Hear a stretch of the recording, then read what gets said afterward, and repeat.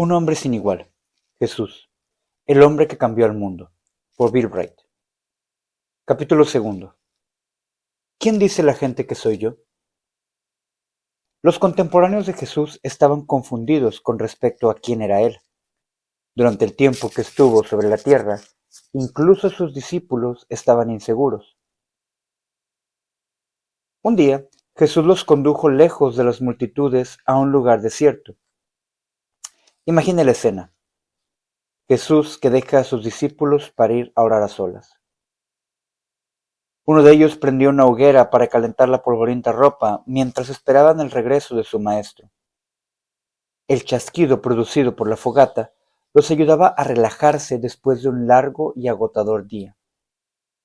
Comenzaron a hablar de los milagros que habían visto a su maestro realizar: el muerto resucitado, el endemoniado liberado, el enfermo sanado, la alimentación de los 5,000.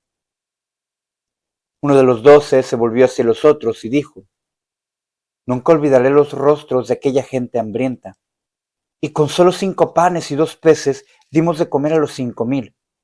Fue increíble cómo los panes y los peces se multiplicaron. Recordando la escena, otro de los discípulos movió la cabeza en señal de sentimiento. El primer discípulo miró por un momento sus maltratadas manos y continuó diciendo: Yo no podía creer cuánta comida sobró. Fue un milagro, murmuró alguien.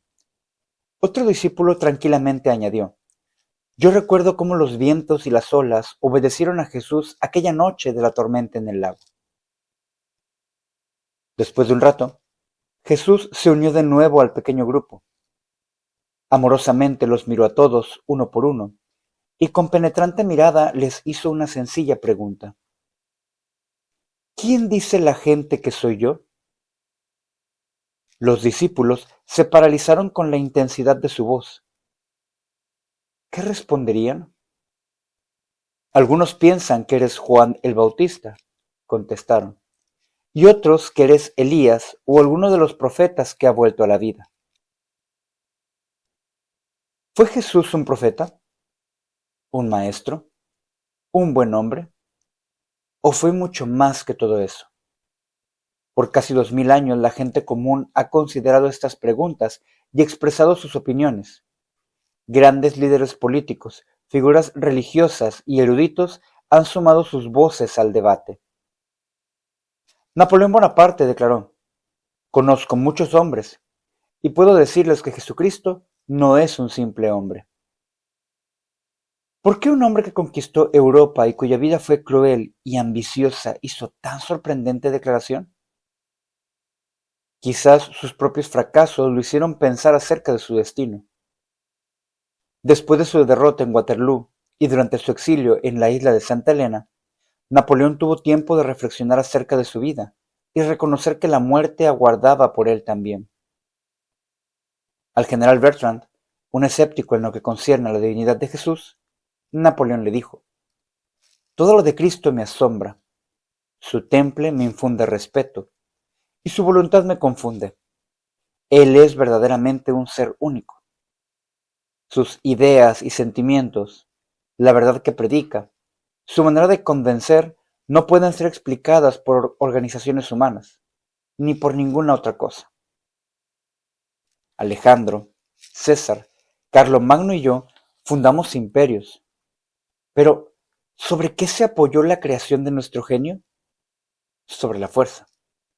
Jesucristo fundó su imperio sobre el amor, y en esta hora millones de hombres morirían por él. Muchos otros líderes durante los 19 siglos pasados también han analizado la pregunta: ¿quién es este Jesús? Aún durante los días de Jesús, los gobernantes reconocieron que él no era una persona ordinaria. Jesús vivió y ministró en un ambiente político inestable. Aunque por lo general Roma mantuvo la paz, facciones políticas y las condiciones en Palestina creaban serias tensiones. Poncio Pilato, un prelado romano que desempeñó ese cargo por 10 años en tiempo del emperador Tiberio, fue un hombre terco y arrogante que se empeñó en provocar a sus súbditos judíos. En su primer viaje a Jerusalén, levantó el estandarte romano que sabía ofendería a los judíos. Herodes Antipas, tetrarca de Galilea y Perea por cerca de 30 años, y Pilato eran enemigos. Herodes era impopular entre muchos de los judíos porque había ordenado que decapitaran a Juan el Bautista. Resulta comprensible el por qué los líderes religiosos judíos vivían irritados bajo la ley romana. Los fariseos, en particular, estaban esperando al Mesías, un líder profetizado que, según ellos creían, establecería un reino político y permitiría a la nación judía salir del dominio de sus opresores. Por lo tanto, los fariseos despreciaron abiertamente a todo aquel que se atreviera a reprimir al pueblo de Dios. Sin embargo, cuando Jesús, el hombre de paz, entró en escena, estos acérrimos enemigos políticos se unieron para crucificarlo. Los celosos líderes religiosos se sintieron amenazados por la verdad de las enseñanzas de Jesús y su integridad, por lo cual conspiraron para matarlo. Pero, ¿cómo podrían lograr eliminarlo? Ellos carecían del poder político para ejecutar a alguien. Los jefes de los sacerdotes y los ancianos tramaron arrestar a Jesús de noche para evitar que la gente se alborotara. Ellos habían sobornado a Judas, uno de los 12 discípulos, para que traicionara a Jesús, conduciendo a los soldados al huerto de Getsemaní, donde Jesús se había retirado a orar. Una compañía de soldados bien armados llevaron a Jesús a la casa del sumo sacerdote, donde los líderes religiosos acusaron a Jesús de blasfemia por atribuirse a ser igual a Dios y lo condenaron a muerte. Sus acusadores lo llevaron ante Pilato. En un esfuerzo por obligar al gobernador romano a aplicar la sentencia, acusaron falsamente a Jesús de incitar a la gente a rebelarse con el propósito de establecer su propio reino. No queriendo ocuparse de la difícil situación, Pilato envió a Jesús a Herodes. Herodes, después de ridiculizarlo y burlarse de Jesús, lo envió de vuelta a Pilato, mientras los líderes religiosos continuaban acusándole. La Biblia registra en el Evangelio de Jesucristo, según Lucas, capítulo 23, versículo 14 al 15, la respuesta de Pilato.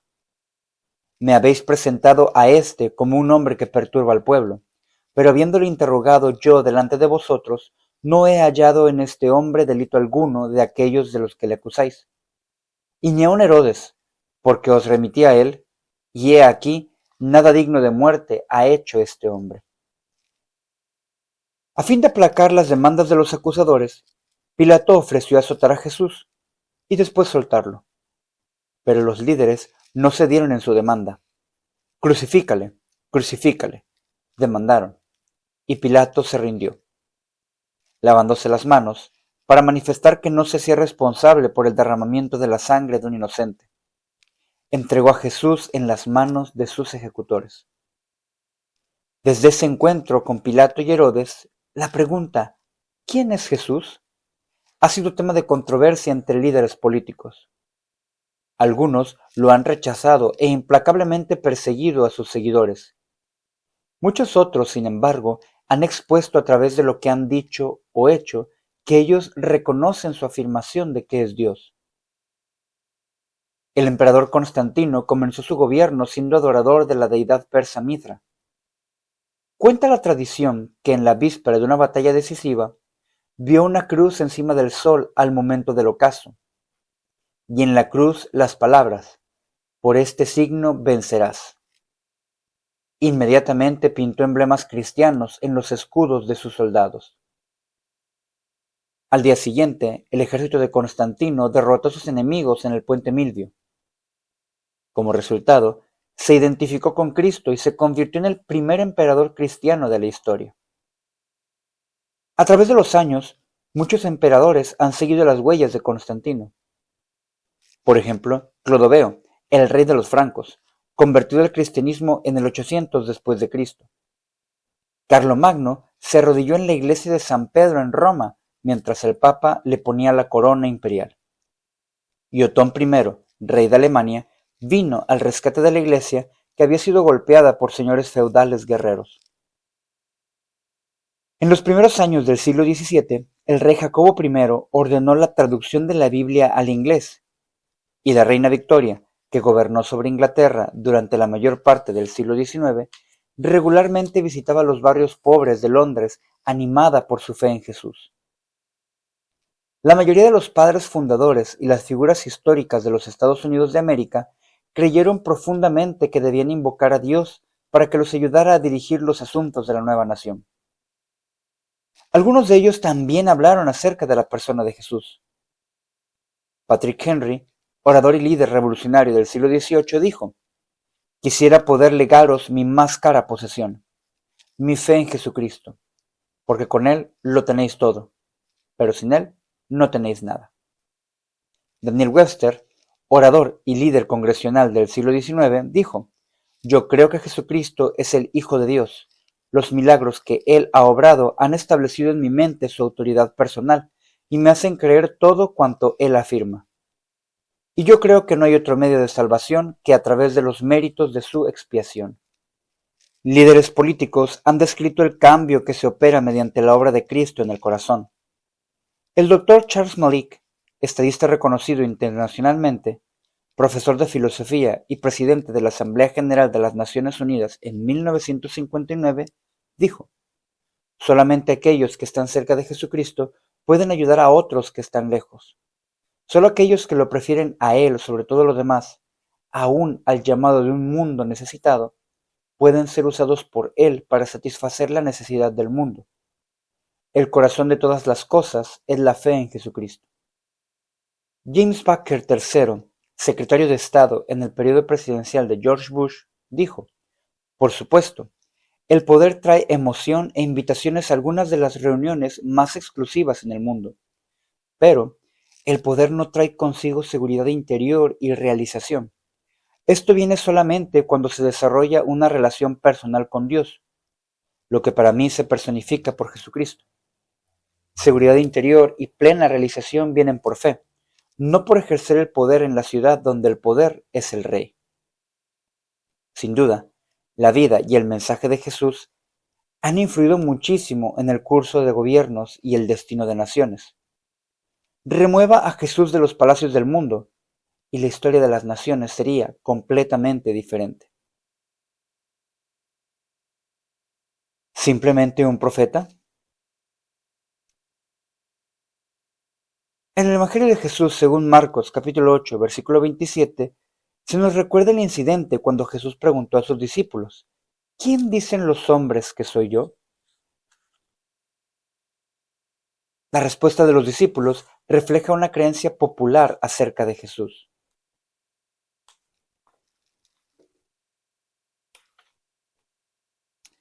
La mujer samaritana quedó perpleja cuando Jesús le dijo todo acerca de su vida.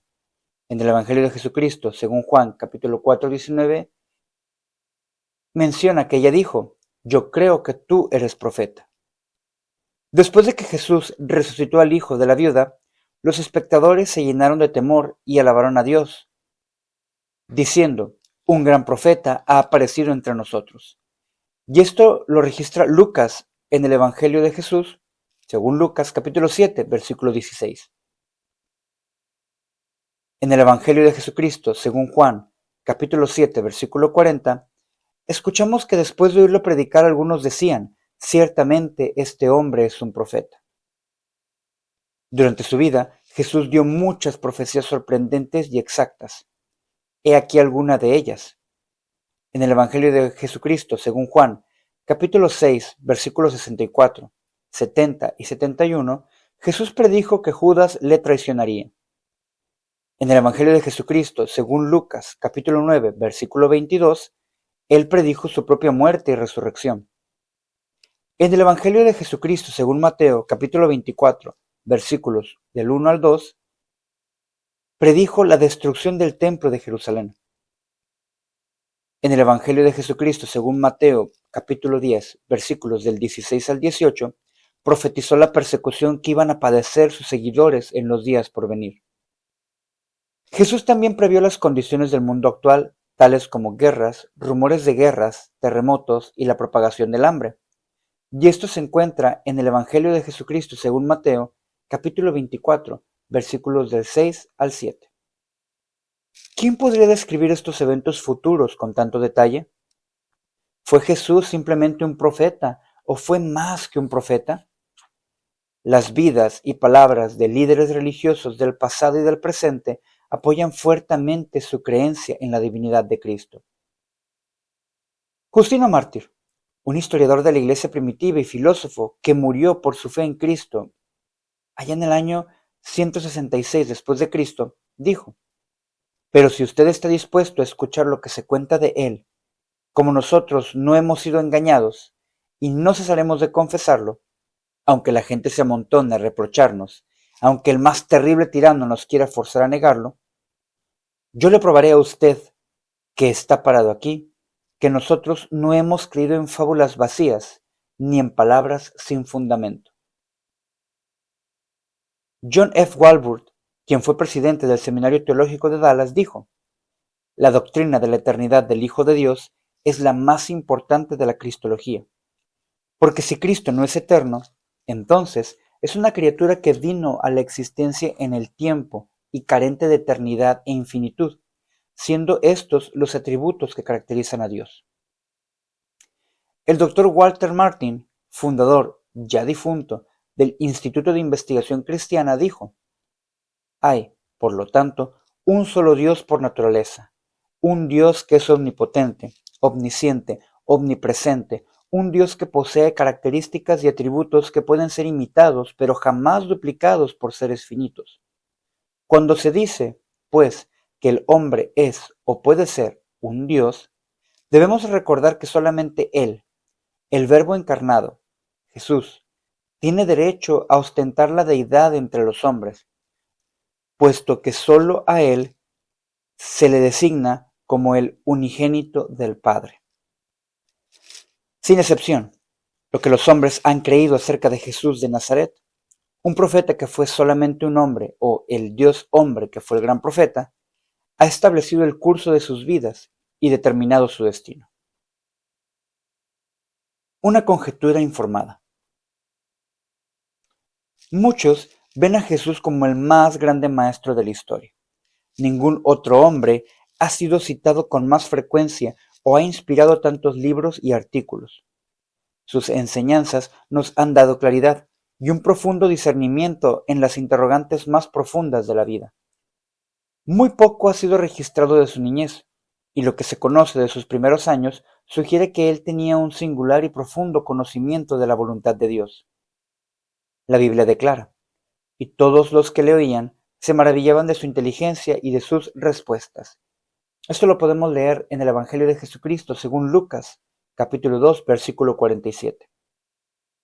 Aquellos que lo escucharon cuando ya era adulto fueron igualmente conmovidos.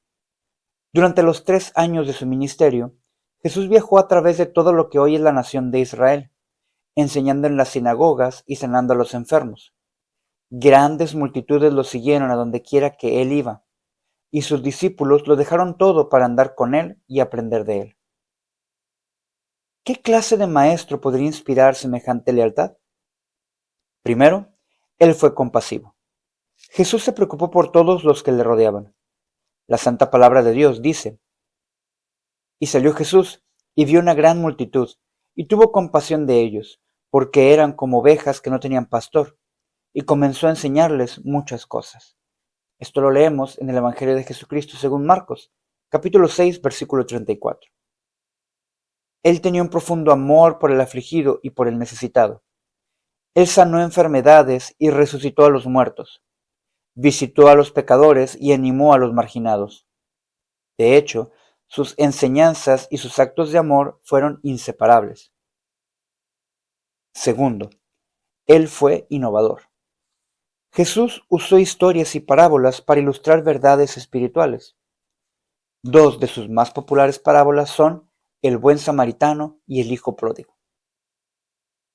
Utilizó objetos familiares tales como las ovejas, el vino de uva y costumbres del campo y del matrimonio para ayudar a sus oyentes a comprender verdades abstractas. Él enseñó a través de su propio ejemplo también. Durante la última cena, antes de su crucifixión, se envolvió una toalla en la cintura y arrodillado de uno en uno, lavó los pies a sus discípulos. Cuando hubo terminado, les preguntó: ¿Sabéis lo que os he hecho? Vosotros me llamáis maestro y señor, y decís bien porque lo soy.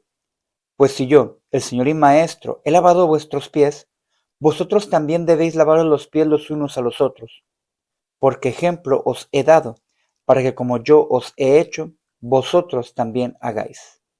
Y esto lo registra Juan en el Evangelio de Jesucristo, según Juan, capítulo 13, versículos 12 al 15. Tercero, Él habló la verdad sin importarle las consecuencias.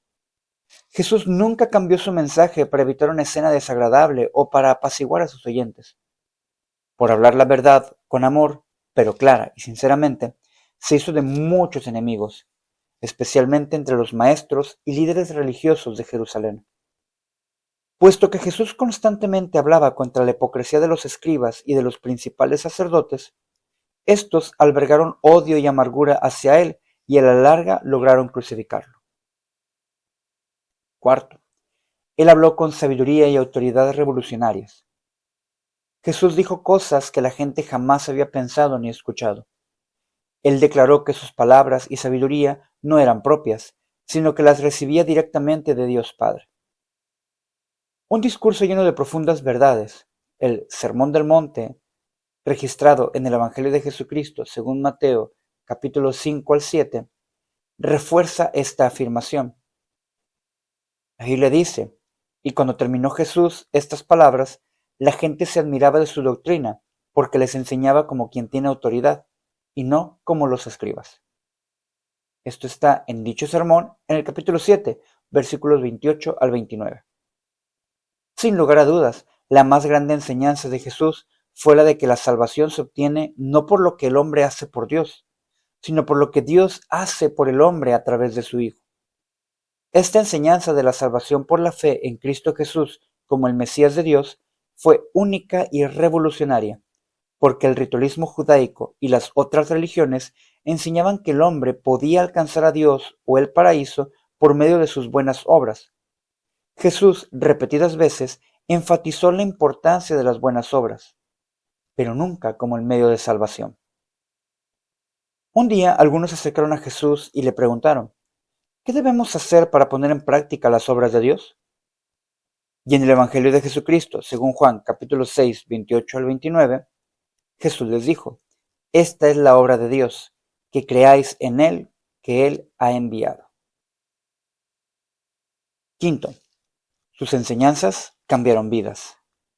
Nicodemo fue uno de los fariseos, un grupo de líderes religiosos que odiaban a Jesús y conjuraron para destruirlo. Cuando Nicodemo vino a Jesús de noche, Jesús le explicó la necesidad del nacimiento espiritual para entrar al reino de Dios. Sus palabras, registradas en el Evangelio de Jesucristo, según Juan, capítulo 3, versículo 7, fueron: tú debes nacer de nuevo.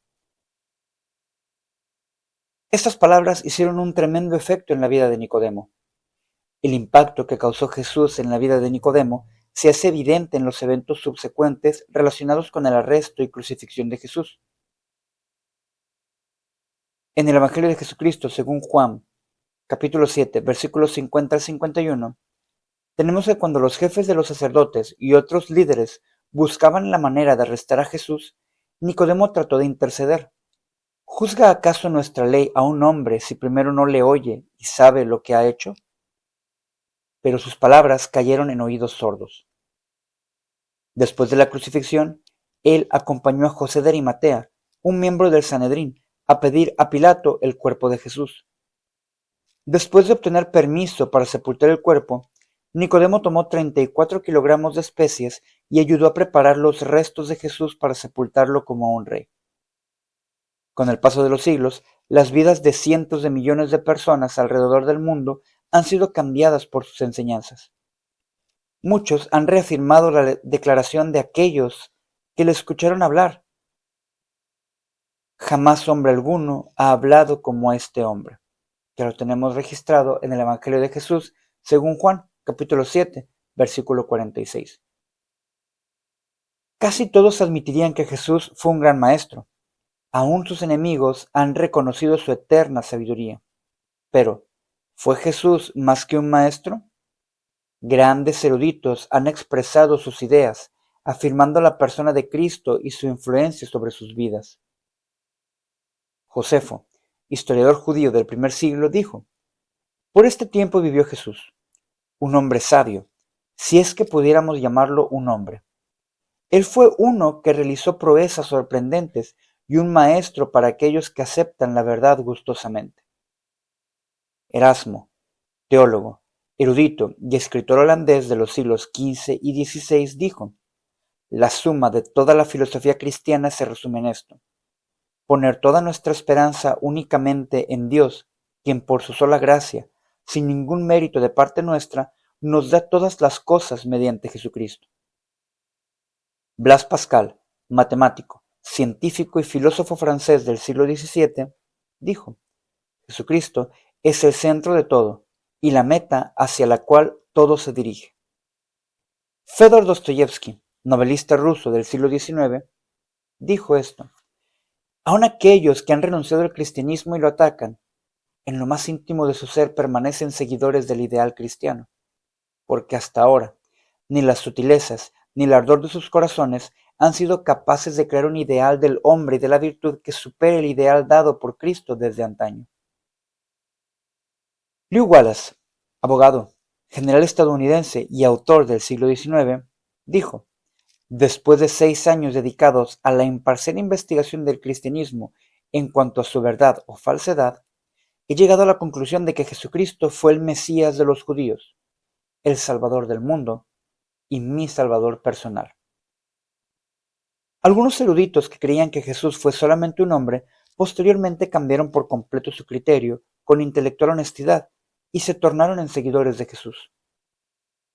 Fui profundamente conmovido mientras leía un artículo acerca de un erudito en la sección de revistas de Los Angeles Times, un domingo por la mañana allá por 1949.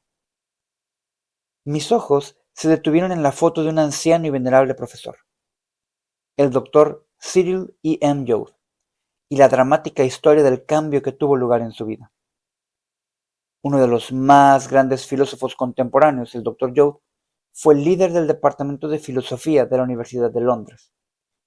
Él y sus colegas, Julian Huxley, Bertrand Russell, H. G. Wells y George Bernard Shaw, constituyeron probablemente el grupo del mundo universitario de la pasada generación que más se empeñó en socavar la fe cristiana. El Dr. Joad creía que Jesús era solamente un hombre y que Dios era parte del universo. Él pensó que si el universo pudiera destruirse, también Dios sería destruido. Creía que no había tal cosa como el pecado y que el hombre estaba destinado a la utopía. El artículo describía los muchos años que él había sido antagonista del cristianismo y su negación de la existencia del pecado. De todos modos, decía, las 2 guerras mundiales y la inminencia de una tercera le habían demostrado concluyentemente que el hombre era de veras pecador. Ahora, él creía que la única explicación para el pecado se encontraba en la Biblia, y que la única solución para el pecado era la cruz de Cristo. Antes de su muerte, el Dr. Joad se convirtió en un celoso seguidor de Jesús. Tengo en mi biblioteca uno de sus últimos libros titulado The Recovery of Belief, la recuperación de la fe. Consideremos también el ejemplo de C.S. Lewis, escritor y profesor en las universidades de Oxford y Cambridge en Inglaterra, quien fue agnóstico por muchos años. Él trató de convencerse a sí mismo de que el cristianismo era ineficaz. Pero después de un largo proceso de búsqueda de respuestas, recibió a Cristo como su personal Salvador y Señor mientras estaba en Oxford. Él describió ese momento de la siguiente manera: usted debe imaginarme solo en aquel cuarto en Magdalen, noche tras noche, sintiendo, siempre que mi mente se alejaba aún por un segundo de mi trabajo, el firme e inexorable acercamiento de aquel a quien yo había deseado intensamente no encontrar. Eso que yo había temido grandemente al fin me había sobrevenido. En el periodo escolar del verano de 1929 me di por vencido. y admití que Dios era Dios, y me arrodillé y oré. Era quizás, aquella noche, el más abatido y reacio convertido en Inglaterra. C.S. Lewis se convirtió en un devoto seguidor de Jesucristo y escribió muchos libros defendiendo su fe en Cristo. En Cristianismo y nada más, él escribe: tú puedes tildarlo de loco, puedes escupirlo y matarlo como un demonio, o puedes caer a sus pies y llamarlo Señor y Dios. Pero no nos aparezcamos apoyando la idea absurda de que Él fue un gran maestro humano. Él no nos ha dejado esa opción. Ese no ha sido su propósito. C.S. Lewis concluyó que Jesús es, de hecho, más que un buen maestro moralista. Él es el Salvador del mundo. En las siguientes páginas examinaremos los asombrosos hechos concernientes a la vida y ministerios de Jesucristo. Aprenderemos lo que los testamentos, Antiguo y Nuevo de la Biblia, afirman acerca de su naturaleza, y descubriremos las sorprendentes afirmaciones que él dijo poseer. Pero esta no es una expedición para desempolvar viejos y amarillentos libros u aburridas teologías académicas, sino una aventura de encuentro con aquel que ha cambiado el mundo, que ha enseñado a los más eminentes eruditos, que ha dirigido el curso del poder de las naciones, e inspirado a miles de millones de hombres y mujeres a seguirlo. Es adentrarnos en la vida y la mente de la persona más revolucionaria de la historia.